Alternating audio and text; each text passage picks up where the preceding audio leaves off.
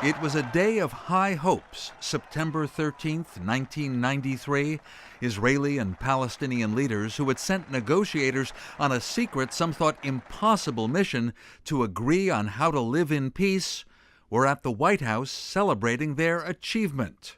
The anonymous bureaucrat who was leaning over, showing Foreign Minister Shimon Peres where to sign, was an Israeli government lawyer, Joel Singer, now an attorney in Washington, D.C.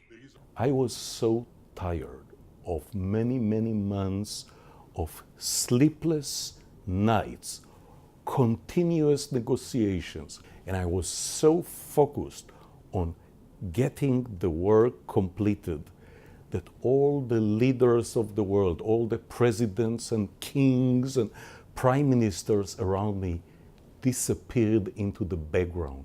I was just focused on completing the job. Singer, who negotiated then wrote the agreement, was dismayed, as was just about the whole world, to see it unravel into bloodshed in the Second Intifada, the Palestinian uprising that began in the year 2000.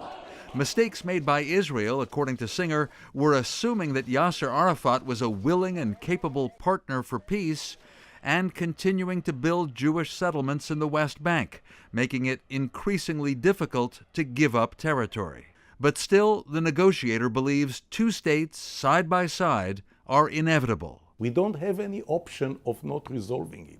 It's either eternal war or a resolution. But I don't look at it necessarily as a marriage. I look at it as an amicable divorce. We must divide the property and build a good, strong fence. And we have no choice but to reach peace. Singer believes a lasting achievement of the Oslo Accord is mutual recognition. Israelis and Palestinians cannot deny the other exists. We are so similar. The Palestinians and the Jews are so similar. We like the same jokes. We like to eat the same food. And I suspect that 2,000 years ago, this was the same people. And we split over time, but we are so similar.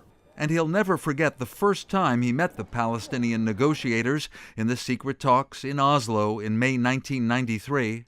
The chief Palestinian PLO negotiator came to me and kissed me on my cheeks, 3 times. 1, 2, 3. Palestinian style. And I was stunned because I've never kissed by a man before, let alone by a terrorist. Even as unrest and anger erupt a quarter of a century later, Joel Singer says the structure of the Oslo Accords has not vanished entirely, yet there's no sign of when talks can resume and an agreement might be forged. We have the general framework of Oslo still intact. The two people have finally recognized one another. It will take time to get to the next step and then to the next step until the time is ripe for the next jump. Dan Raviv, I-24 News, Washington.